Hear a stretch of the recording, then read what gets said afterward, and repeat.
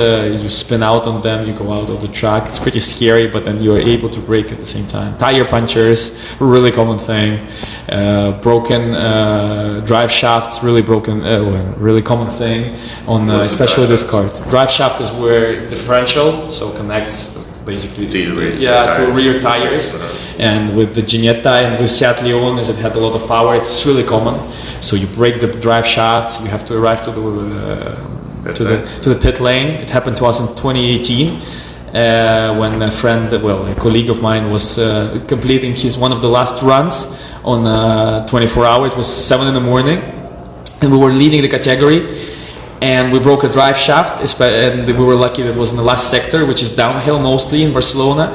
And when you break a drive shaft, you don't have power. You have power on one wheel, but sometimes it's just not enough, for the differential to push you.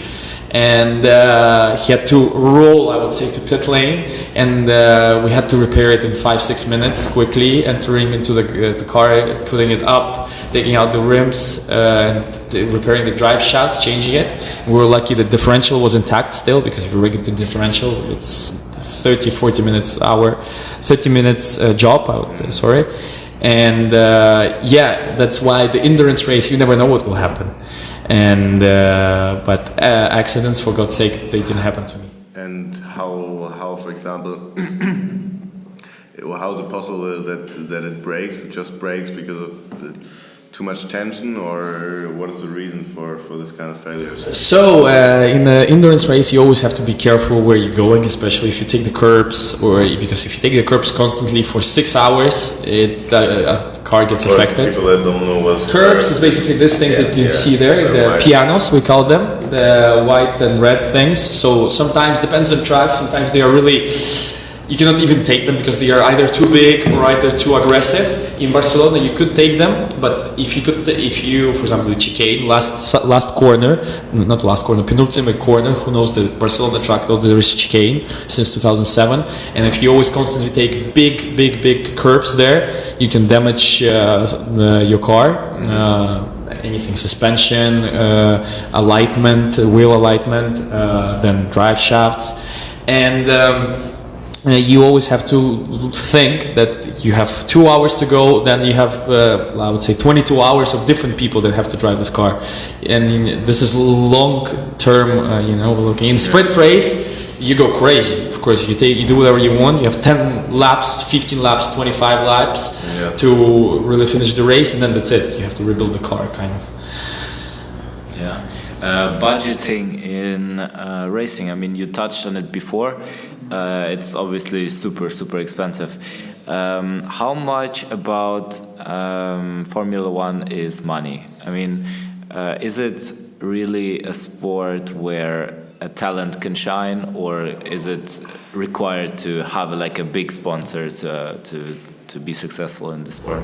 So I would say let's start from early days of early 2000s, where the Formula One was just shining with the Schumacher winning everything, and this is when the talent was really at the price. So talent was really important in Formula One. There was a lot of academies searching for talent and investing into talent. That's where Alonso came from, that's where Vettel came from, that's where then I would say Hamilton came from. There was a lot of talent, not a lot of money, but a lot of talent. Still, money you have to pay, yes or yes. Any driver have to pay on early stages of karting, and then if you are lucky, you get sponsorships. But back in the day, it was more sport than business. Then philosophy changed, coming to 2010s. Academies, after especially financial crisis, academies were not really willing to search on talents, and they were willing to take anyone who pays a big bunch of money. And we can see now in Formula One that we have drivers like Lance Stroll, who spent around 90 million euros on a program, especially his dad. So his dad, who owns now the Racing Point Formula One team, ex-Force India team, and there were many other paid drivers.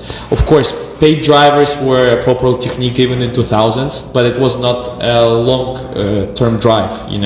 There was a lot of like rich people testing Formula One in free practice. You can see a lot of videos, people who are horrible completely, but they pay 100 grand for an hour of free practice, and talent was really sacred. Now there's a lot of talent, there's a lot of accessibility, so now it's a race who pays more and who have better contacts and who can get the seat, because there's a long line in Formula One. Every team has 5-6 drivers probably waiting for the opportunity to test or try. That's why they run testing days.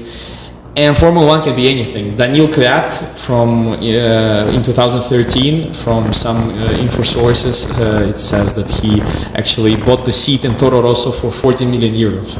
So and he have a big family budget. And then he already got into the Red Bull. He wasn't Red Bull, but to move to Formula One, he had to pay 14 million euros to Toro Rosso, or to Red Bull program. But it's always different for every racing car driver. You never know how the things will turn out. Some people, for example, Neil, who didn't get lucky with the sponsorship, I would say, yeah, of course, you can do anything about it. Then the financial crisis comes, no one is really interested to invest millions and millions into you. And that's why, for example, GT racing is much cheaper than Formula One. Any level, I would say, even highest level, even World Endurance Championship, LMP2, then LMP1 programs from prototypes. Which is the cars of 24 Hours of Le Mans. Yeah. So which many people can know about it. Yes, basically, it's some manufacturers spend millions and millions on their Formula One programs. Then there's other manufacturers who spend millions in their prototype programs, so LMP programs, Le Mans prototype. And then there's a lot of car makers like Ferrari, Mercedes, anything, Aston Martin, who spend a lot of money on their programs in GT3 especially, which is the most famous category now, and it's the only one left actually. Before there was GT1, GT2, there's a lot of different ones.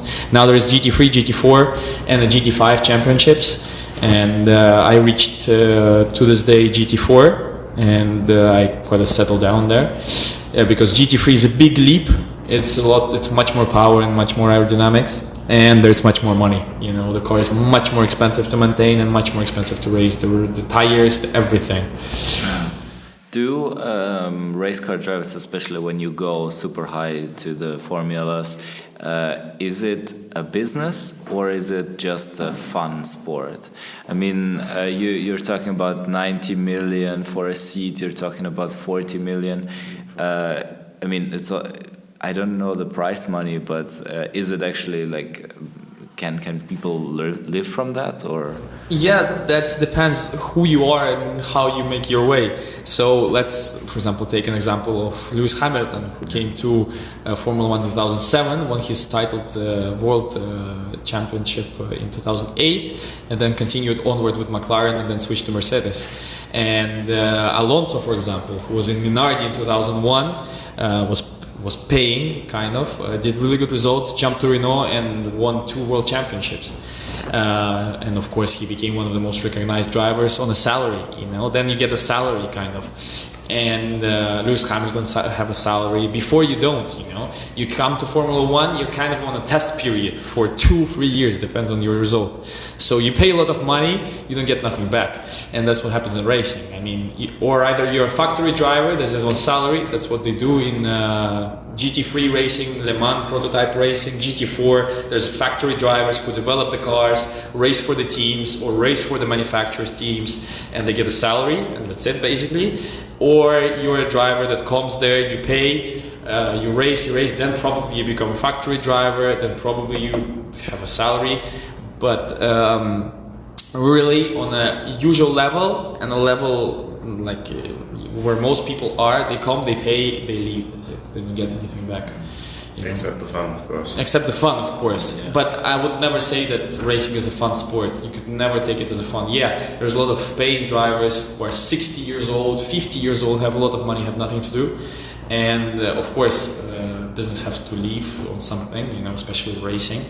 And these people kind of, you know, come to the races, they pay, they race, they leave, they don't give a shit, or they don't give a thing about, you know, what will happen to the car, what will happen afterwards. They're just there for fun. But if you take it seriously, I mean, you know, it's all on you. I mean, you have to think for yourself. That's where my racing career stopped, I would say, kind of. I didn't know where to continue, and I don't know what to do forward to it, because later it's just bigger budgets and it's just much more stress.